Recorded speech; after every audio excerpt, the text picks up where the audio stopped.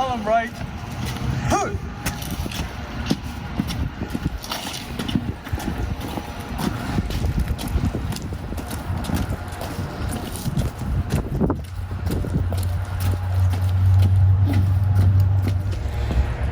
Left. Hey.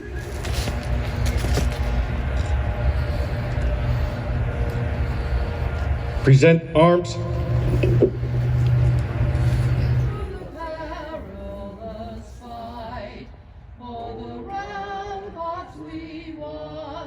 Was so gallant red glare, the fasting in air, gave proof for the land of the free and the home of the brave. Let today, November 11th, mark the first day of the next 365 in which we say thank you to all the brave and selfless soldiers and their families for protecting our opportunity to live freely in this country. Our veterans have willingly accepted the responsibility to defend democracy and freedom, and I stand here today honored to express my gratitude and the gratitude of our guests. Please join me in taking action to live a life of gratitude, and let us remember, do so beyond the 11th hour of the 11th day on the 11th month. Let us express our gratitude with our actions throughout the year. Our guest speaker served on the USS Thomas Jefferson, which was one of the very early nuclear submarines in the fleet. I first met our guest speaker, Dennis Katoussis, several years ago, and we quickly became friends, and I learned that he had served on a nuclear submarine during his tour in the United States Navy. The nuclear submarines, for those of you who aren't aware, were actually the biggest deterrent we had to nuclear war during the Cold War era.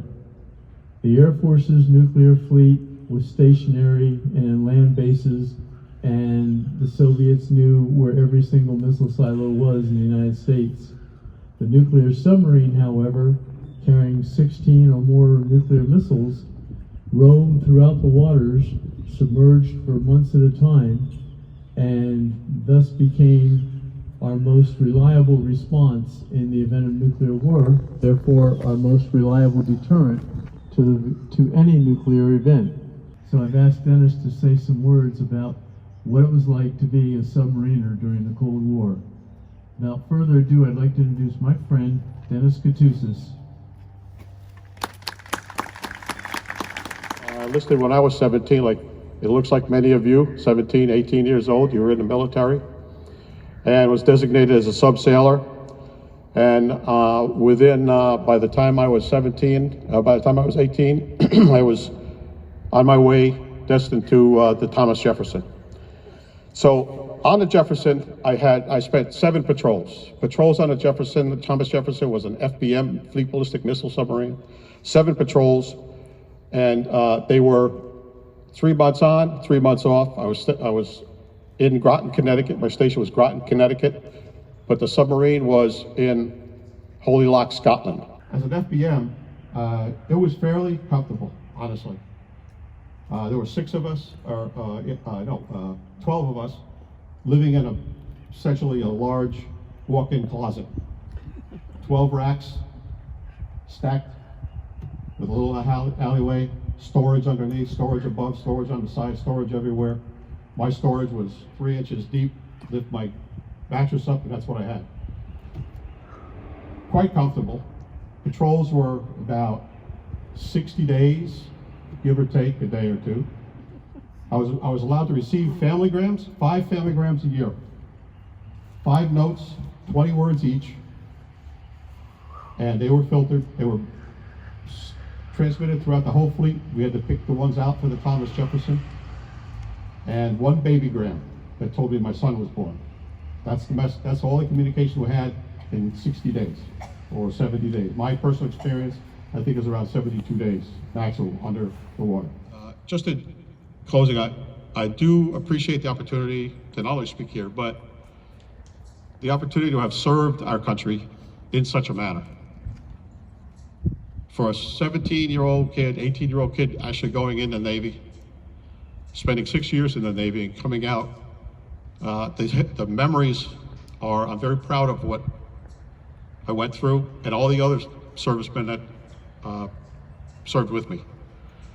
The whole time I was in that submarine, I was thinking, I was trying to comprehend what I was doing. And that is making sure we don't have to fire these missiles. And it was kind of disheartening to know what was going on the outside. Thinking about everyone else out there that actually had to be in the line of fire. It was a great honor to serve. It's a pleasure to have spoken with you. And if anybody has any questions, please don't hesitate to ask me anything you'd like. Good.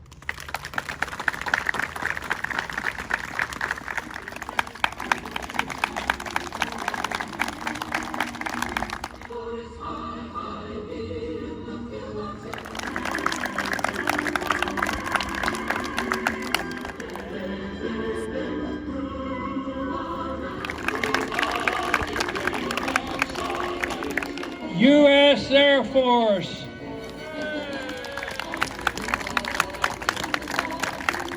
U.S. Marine Corps.